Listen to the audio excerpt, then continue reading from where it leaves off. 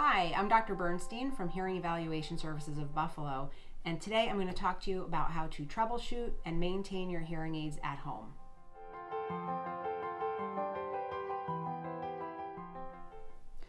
The first type of hearing aid we're going to talk about is this type that goes over your ear and has a little wire attached.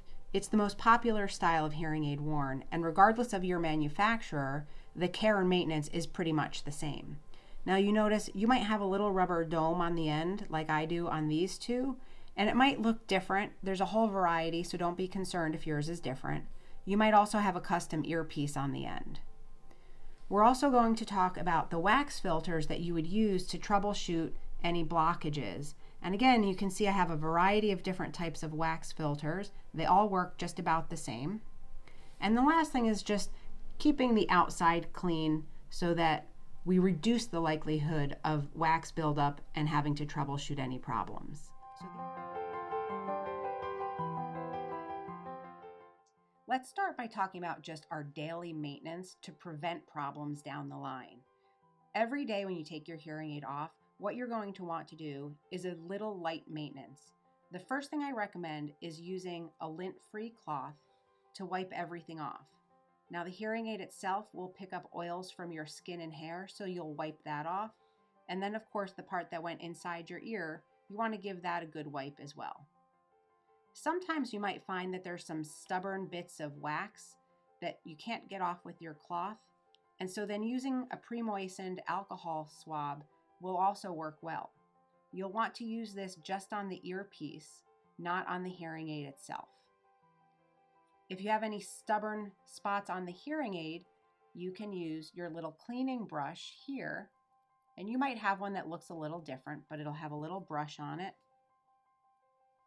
And every hearing aid has some little slits where the microphones are located, and you'll just use your brush to gently brush over those to clear the microphones to make sure that the sound is getting into the hearing aid properly. And that should be your daily maintenance. We've talked about all the things that you should be doing on a daily basis, but what you shouldn't be doing is being a little bit overzealous and running your hearing aids underwater or submerging them to get them clean. If you do end up doing that, the best thing that you can do is just put them in a Tupperware container with some dried rice that will absorb any excess moisture. What you should never do is put a damp or wet hearing aid in your oven or your microwave oven, because all you'll end up with is a melted mess.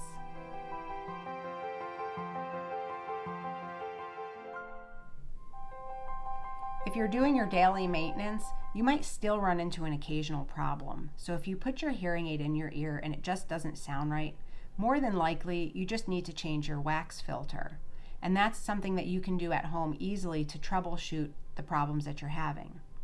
So if we look at the hearing aid that has the rubber dome on the end, the first thing you'll do is just grab a hold of it from anywhere and pull. And you can see this little white circle.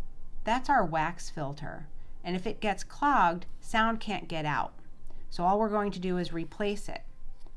You might have a system that looks like a little toothpick, and on one side there's a little empty spike, and on the other side there's a new wax filter.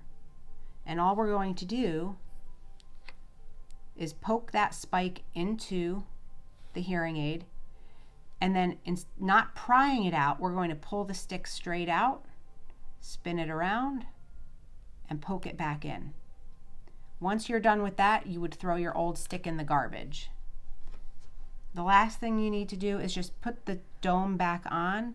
You can see there's a little circle there. We're just going to fit the two pieces back together, and for good measure, give it a good poke on the top to make sure it's on all the way. 99% of the time when you change that filter, your hearing aid will come back to life again. You might also have a hearing aid system that uses a wax filter that comes in a disc. This is a little bit different than the stick. What you'll do is you'll just turn until you see the little white filter that is our fresh one. You'll take your hearing aid and you'll poke it in the top hole, and now you can see it took my old one out, and I'll poke it in the bottom hole, and now that new clean one is inside my hearing aid. When you're ready to change this system again, you just turn the disc and you'll see you have a new one here. So there's nothing to throw away with this system. The last type of system you might see is if you have the hearing aid with the custom earpiece on the end. For this particular one, I'm going to use a wax filter that comes on a tab. And it's the same idea. I'm going to take the empty spike and poke it in and pull it straight out and poke it in and straight out. Now I'm going to throw this away as well. The nice thing about these is the dirty one that you've removed is really stuck on there, so when you take it out, you can't accidentally put it back in.